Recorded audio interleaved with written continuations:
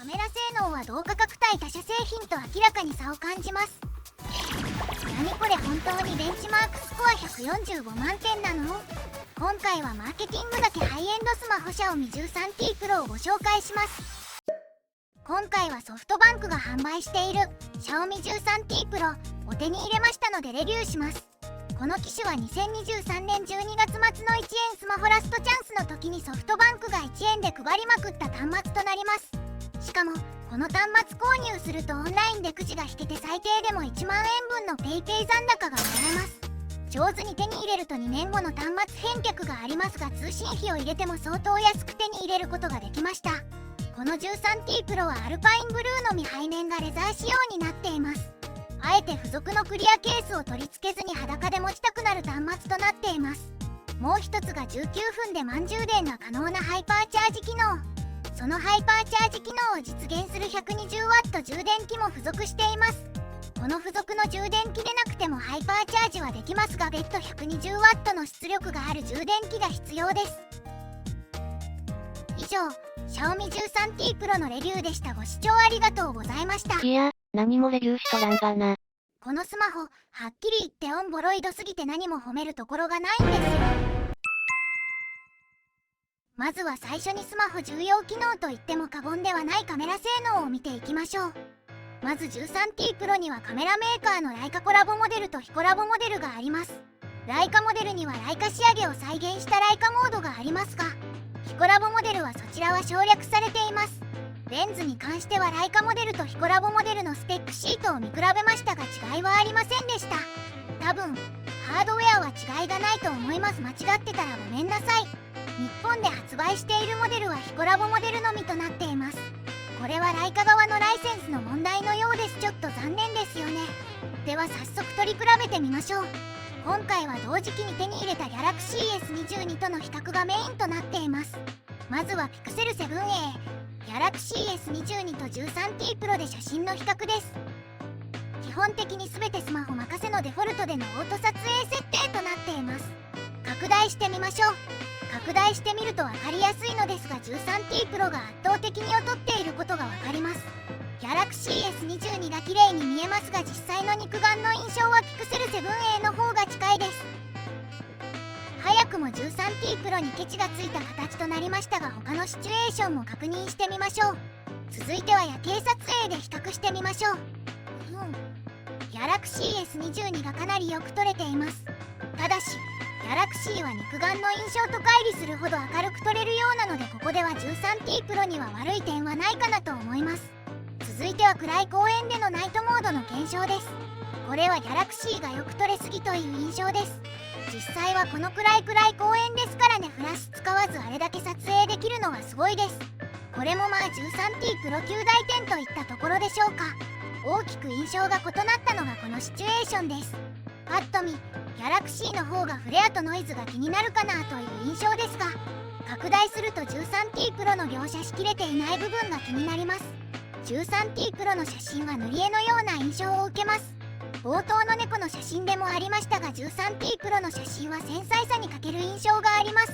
続いては動画撮影性能を比較してみましょう。もうすでに Galaxy に負けてる気がするんですけどいかがでしょうか。手ブレ補正は悪くありませんね。手ブレ補正は 13T Pro の方が自然で Galaxy はカクッとした印象です。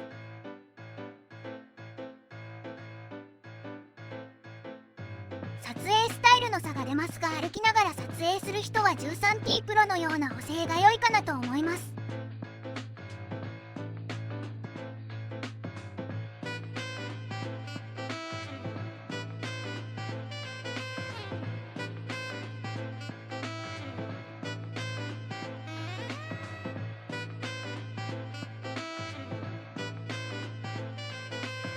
Galaxy は暗所でも撮影できていますが 13T Pro は明暗の差があると補正ができないようです。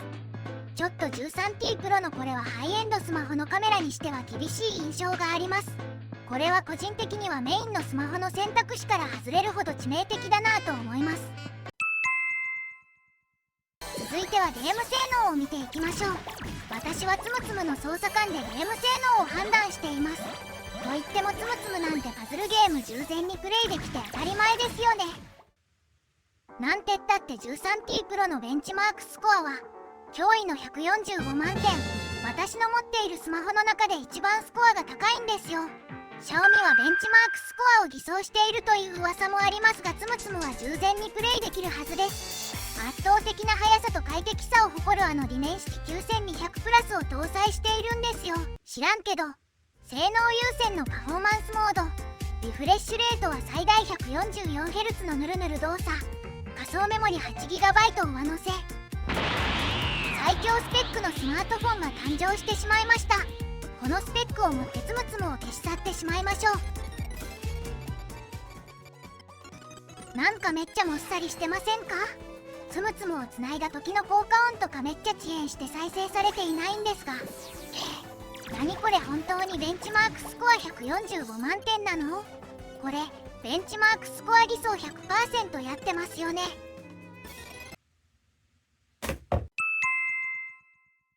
最終評価です。評価は5段階中1です。正直 MNP1 円でも Pixel 8や iPhone14 を選んだ方が良いです。カメラ性能は同価格帯他社製品と明らかに差を感じます。好みの範疇を超えて明らかに劣っています。動画撮影も良くないですね。これだけ性能差があるとカメラ撮影をメインにされる方は選択肢から外れると思います。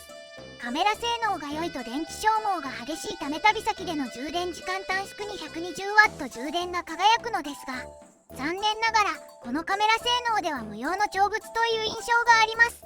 またベンチマークスコアの高さに見合わないもたついたゲームの動作感、確かに SOC とつむつむの相性が悪くてこのような動作感になってしまったという可能性はありますが、それを踏まえてもベンチマークスコア145万点出せる端末とは思えないほどのひどさです。私はこの2点がひどすぎて指紋認証速度とか細かいレビューがどうでもよくなりました。現在 Xiaomi 13T Pro HamiUI14 を搭載されているのですが、次世代 OS である HyperOS へのアップデートがアナウンスされていますので、こちらになった際の操作感がどうなるか期待です。ただ現状は動画でお伝えした通り Xiaomi のフラッグシップモデルと期待して触るとがっかりするスマホとなっています。日本では現在未発売ですが Xiaomi 14はスナドラ8 Gen 3が搭載となっていますので、この 13T Pro よりかは幾分マシなんじゃないかなと期待しています。ということでご視聴ありがとうございました。おまけ、そもそも私は Xiaomi が嫌いなわけではありません。中華 EC サイトでのみ発売された Xiaomi Go ファンジャケットを持っているくらい好きです。スマホ漏れドミを含めると10台くらい持っているくらい好きです。